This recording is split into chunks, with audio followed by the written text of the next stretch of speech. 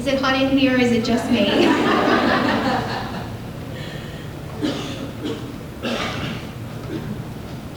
Okay, hi. I'm Mel, and I'm really happy to be here today. I've immediately gone off script, so that's fun. Thank you, Tamara, for that lovely acknowledgement of country. I think you did a better job than I can, so I'll just say I extend my deep respects to all First Nations people forever. So first and foremost, thank you, Tamara, for inviting me here today. What a shock.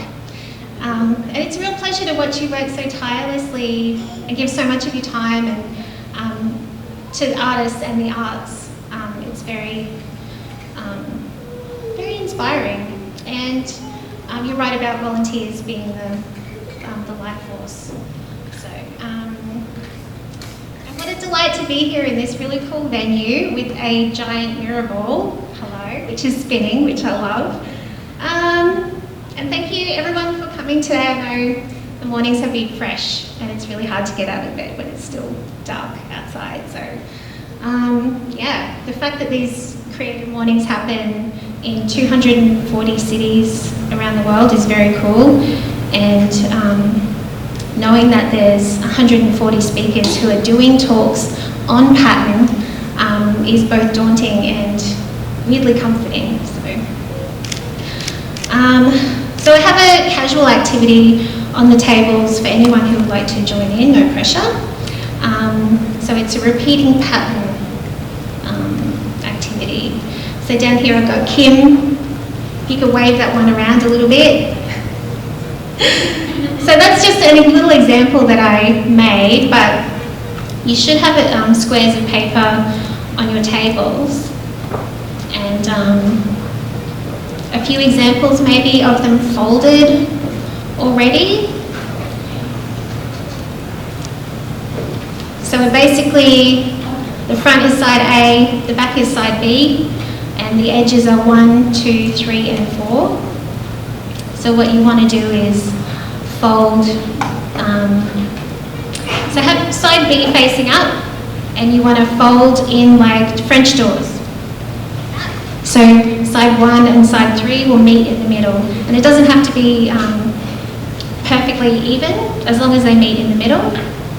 And then you want to do the same with sides 2 and 4. So you basically have a folded 4 ways with a little square in the middle. And so on side A, you're going to start drawing a pattern, whatever pattern comes to mind. It could be dots are solid, stripes, it could be wiggles, it could be cigarettes, it could be coffee cups, it could be it could be anything. So just start drawing them, and with my example I just did circles and then covered them in sort of did concentric circles and filled in the space between. But if you aim to do the middle part of side A, when you start creeping out to the edges, flip it over and fold those edges together, and you can continue that pattern right across to the other side.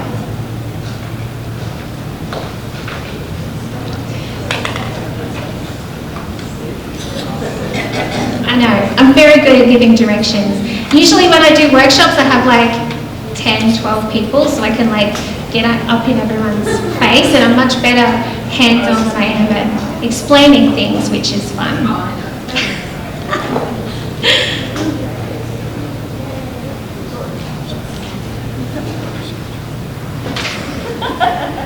Alright, well I'm going to let everyone just have a go at that. But if you could, Kim, if you could pass around the example, just so everyone can see what I'm getting at. If you fold the edges in, you'll see that all the edges will meet up. So if you were to take that one and then copy it and put it next to itself, it would continue on as a repeat pattern. So that's kind of the goal. Whichever edge you're on, it will continue on to meet itself. Yes.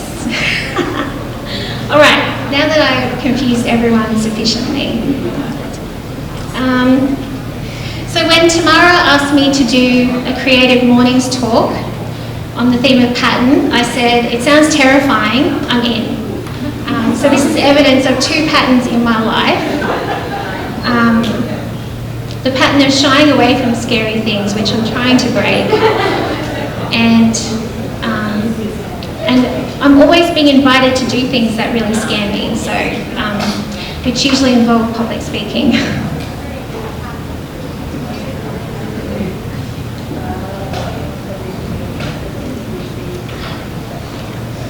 So once I got over that initial rush of terror, faded to a dull roar, and I started thinking about the theme of pattern, and I got really excited because pattern is kind of where I live and breathe as an artist and as a person in the world. Okay. So this is my toilet door. It's been through a few iterations, but that's where it's at now. So you sit there and it kind of sears right into your retinas.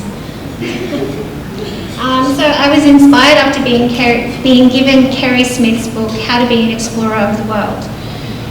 I painted this list on the back of my door, probably over 10 years ago, and the words always poke through no matter how I paint over it, which I think is good. So it starts with number 1, always be looking, notice the ground beneath your feet. We're incredibly visual creatures, and I think we're bombarded with a vast array of visual imagery every day. But I think we have a tendency to gloss over the mundane. To me, number 1 intersects with number 3. Everything is interesting. Look closer. It encourages a curiosity, a seeking mentality where nothing is beyond a deeper investigation.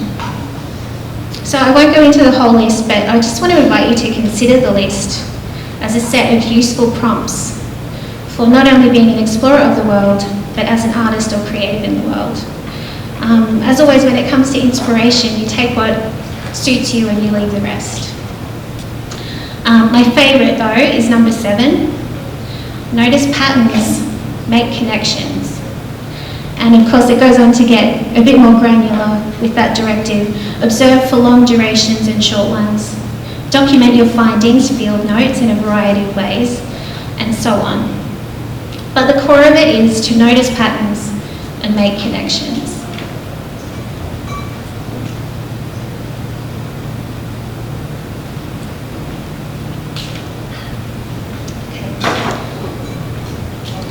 In Simon Baron-Cohen's 2020 book, The Pattern Seekers, he describes the systemizing mechanism.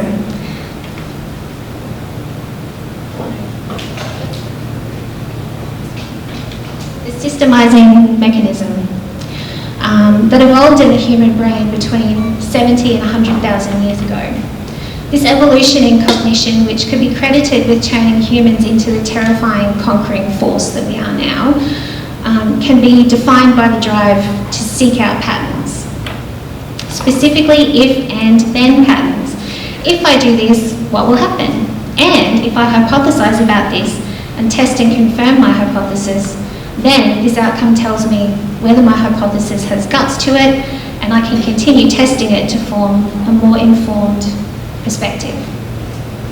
I imagine that agriculture, animal husbandry, metalwork, so many outlets of human existence grew out of this quirk of human development. It seems we're hardwired to seek and learn from patterns. Patterns are everywhere. I thought I had a good grasp of the concept, but when I started to think about it and read more about it, I had that same feeling as when I started learning about philosophy or semiotics. It was sort of like a rug slipping out from under my feet to reveal a giant rabbit hole, a very deep rabbit hole. If I had the time, I would talk about pattern in textile production, maths, music, dressmaking, architecture, astronomy, astrology, religion, the rhythm of days, the rhythm of our bodies, language, and of course, visual arts. The list goes on, it's everywhere and intrinsic to so many things. So we need context to understand pattern. The framework of the culture that we're raised in will largely dictate how we make sense of these things. We can only recognise patterns that sit within our scope of understanding. I finished my bachelor's degree in art history last year, and I feel like usually I can formulate at least a decent understanding of what an artwork might mean. But an example of this cultural or contextual gap for me was seeing the work of John Marangel, who's a Kaniki artist from Arnhem Land, who specialises in rag, which is a style of cross-hatching that captures a certain shimmer that can be seen in the bush. I saw this work in person and heard a really beautiful explanation by an anthropologist and linguist, Dr. Murray Gard. And he explained how the shimmer is both physical and deeply spiritual in nature. The shimmer seemed so remarkable to me. The idea of embodying the magic not just of the bush, but the connection of the people with the land as well, and everything that entails. And I really wanted to better understand this element of Marangel's art, but it felt really disappointingly slippery to my brain. Conceptually, I can understand the pattern of rag, but as I'm not a First Nations person who also has a connection to country and kinship, I don't have access, and rightly so, to that deeper contextual knowing. Pattern recognition allows us to appreciate music, to read and speak language. When we hear music that really gives us goosebumps or makes our eyes water with emotion, I think that's pattern recognition working at its finest. I often use titles or lyrics from songs that connect with the patterns that I'm painting, serving sometimes to pin down an emotion or a certain memory, or expand it beyond that two-dimensional. But that's probably like a whole other talk. So I'm a painter and installation artist. My work often relates to patterns, imagery and clothing from the middle chunk of the 19th century, of the 20th century. I look good, but not that good. Often with a strong focus on textiles and patterns from the 60s and 70s. Wow, that's very big. I don't think it's a coincidence that the 70s in particular really floats my boat, or that textiles have been a lifelong fixation. My grandmother was a master tailor. My mother is a skilled sewer, and I do okay. But I grew up playing with fabric offcuts and sewing terrible outfits for my dolls.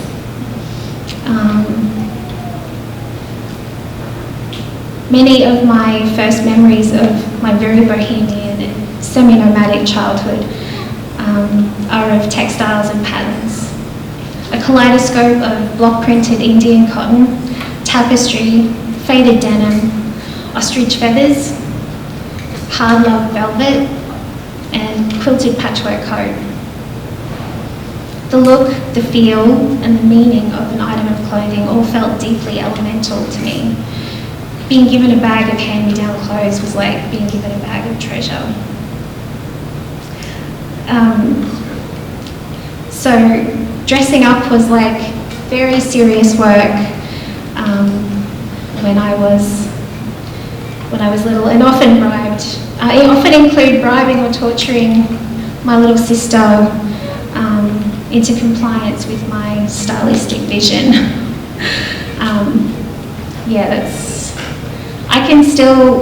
I know what that dress feels like today, like that's like 40 odd years ago, and I can still feel it and see it very clearly. So I was a little blonde wild thing who was either draped in doilies or wearing a skirt as a cape, or booking it down the street with nothing on at all. I ate a tube of Mum's best lipstick because I loved the colour so much. And I sprayed the garden with an entire bottle of perfume because I wanted it to smell nicer. I got in trouble at school for daydreaming a lot, and that's another pattern that has stuck with me as well.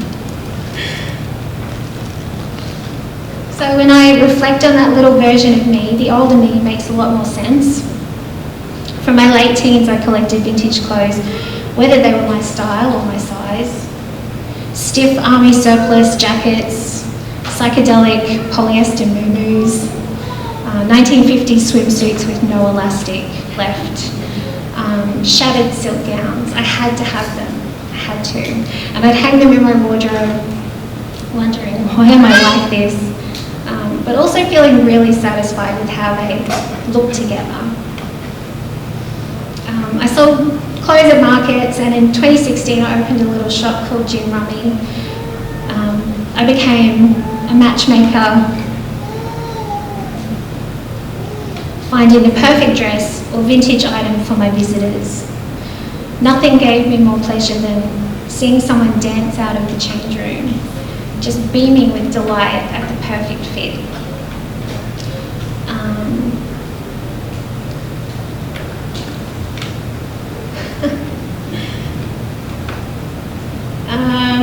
I dressed brides, dancers, office workers on their lunch break. They were beautiful, nostalgic conversations about a dress that reminded someone of their mother, or a blanket that they had when they were a kid. There were tears and tea and friendships formed that still embellish my life right now. It was never about money, not a savvy business person over here, but the emotional connections that I formed through those mere scraps of fabric. They represent a framework of connections through clothing that were rich and complex and so incredibly joyful. This cave-like space in the belly of the Caboolture Hub was strangely the perfect place to teach other people how to mend and embroider, make art, and soon enough I found myself being asked to teach workshops. I was really resistant to it. As I mentioned, but offers would come and I would convince myself, well, I'll just do this workshop and then they're not going to ask me again. But that was over 90 workshops ago, I think, at last count. There have been so many challenges to my pattern of shying away from scary things. Plenty of public speaking, which is always so fun. While I was speaking on this panel with Jared Mifsud and Magali Shaw, I think my soul left my body for a couple of minutes at least. I don't remember any of that. But I'm so much better now. So noticing these patterns in my life, my interest in clothing and its relational nature, the amazing opportunities and discoveries that have come from doing the scary things, and watching it has been fascinating. I've realised that upon looking back, noticing the patterns and making those connections, I can better understand where I am right now and which direction I might like to take next. So many of my paintings are of clothing hanging on a rack or in a wardrobe. I find the combination of pattern, style, texture and colour that can be seen in a wardrobe endlessly fascinating, in a way I'm always attempting to convey. To me, there is language, message, coding, and a lot of noise in the meeting of the hanging clothes, and each pattern talking to the other, clashing and humming. This visual stimulus prompts emotional and cognitive responses in me that sort of come through in a stream of consciousness I'm always trying to capture. So like this, okay, polka dots. Did you know in medieval times the use of dots on, or polka dots on clothing made people think of the rashes you would see from the plague? So they weren't kind of something that people wore a lot. Yayoi Kusama said dots are a way to infinity. When I saw Kusama's obliteration room in Goma in 2017, I was really sad because I got stopped at the door with my little extra dots. I was told you cannot take any dots out of this room, and I was like, well, we'll see about that. But that's the, documenting your findings in a variety of ways. So my field notes include the dot. In the 80s, I had a black skirt very similar to this, which was literally the best thing I had ever owned at that point. It looked like this, but it had shoulder straps. So, like the epitome of fashion at the time.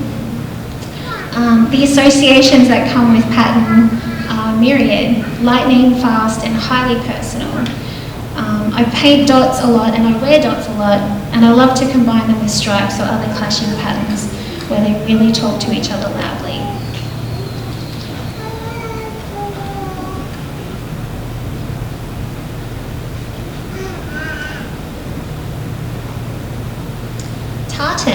Tartan, I love you, but you are hard to paint. This is an example for me of a pattern being so noisy that I get lost in both its meaning and how it's actually made. There's around 7,000 tartans, with new ones being made every year. Made with crossing warp and weft of different colours. Tartan originated in Scotland in the 19th century as a fabric unique to each region.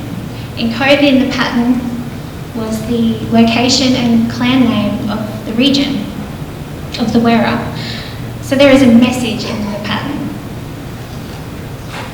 King George visited Scotland in 1822 and he really dug the look. So like many other cultural appropriations, he took it on home to England, where the royal family adopted it as their own.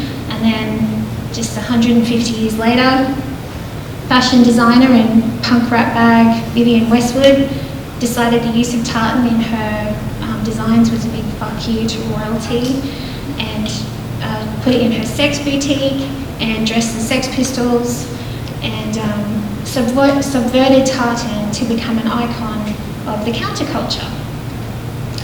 And when I was a barista, I used to wear a tartan skirt all the time, so now when I see tartan, I can almost smell coffee. That's just some of the associations of two types of pattern. What about stripes? What about checkerboard? What about geometric designs?